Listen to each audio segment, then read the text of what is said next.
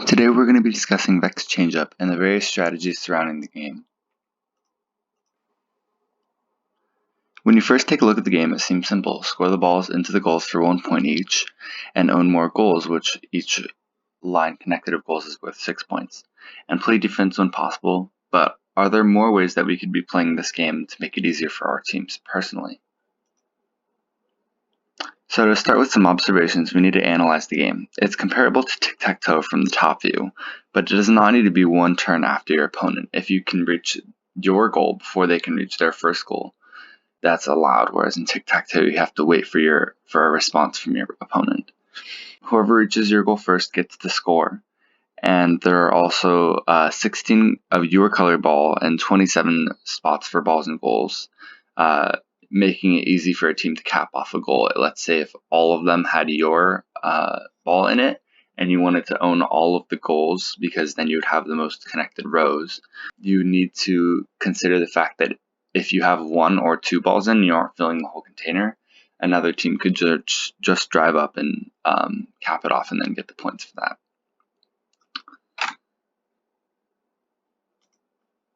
As for timing is everything in this game. Most teams will be able to fill the goals really early on, making it easy for a team to start playing defense at around the 1 minute left mark from the match. As a team that is still scoring, we need to be aware of this and know exactly how to combat their defense. Additionally, we can get ahead of them while they aren't scoring by utilizing the time to our advantage and using this time to score while they aren't doing anything regarding it. And this is just by perfecting the timing between the cycles that you take and knowing where the other robots are at all times to allow for a fast recovery into advantageous place in the score. Your robot could follow 2 main paths. You have offensive robots, right, which are really speed-based and constantly ensure that your ball is going to go in the goal that is your color at the top. This robot tends to go around doing multiple cycles on goals, making it easier for their color to be on top, thus getting the most points. Whereas being a defensive robot, they're constantly preventing the opponent from scoring and shutting them down, while an alliance partner, somebody working to score on your side, is now going to try to outscore them. What's important for an alliance partner to do? An alliance partner can mean the world in some situations.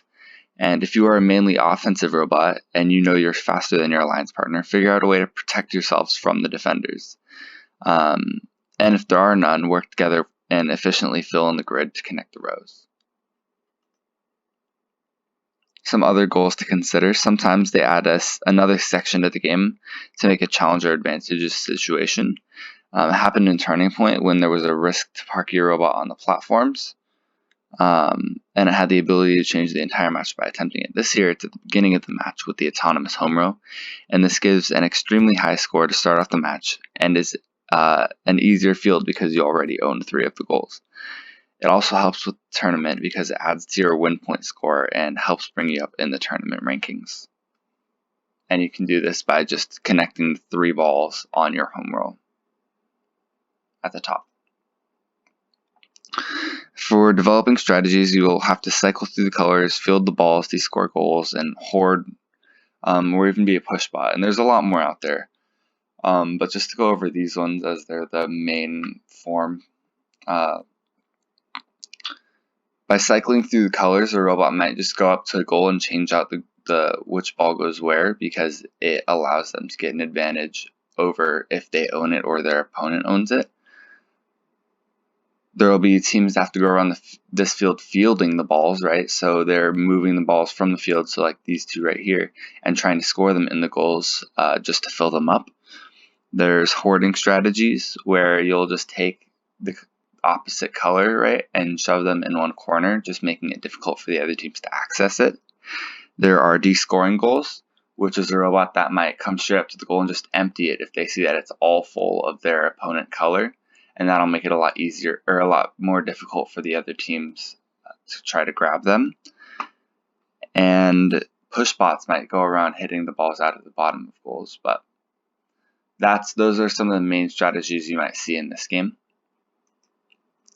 And it's really important that you tackle all angles. There's never a set amount of ways that you can make a list of strategies, as long as you have multiple people looking at it and making sure that it makes sense and if it will be successful for the team.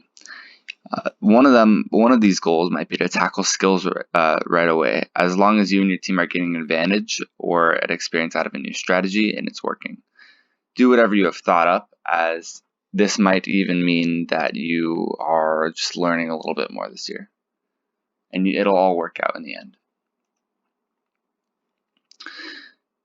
This is where your team's going to have to come together and find which strategy fits your team best. Cycling through all the goals, being offensive, defensive, both offensive and defensive, and even skills and autonomous strategies are all needed to be in consideration when making a final decision. And sometimes a team goal or a team strategy is to focus this year on learning and more on understanding things so that you can come back even stronger next year. And at the same time, some teams might just want to get at it and see how fast they can go through and score all of these balls for skills. And there's no strategy that a team's doing that is wrong, as long as your team is getting something out of it. Thank you for watching.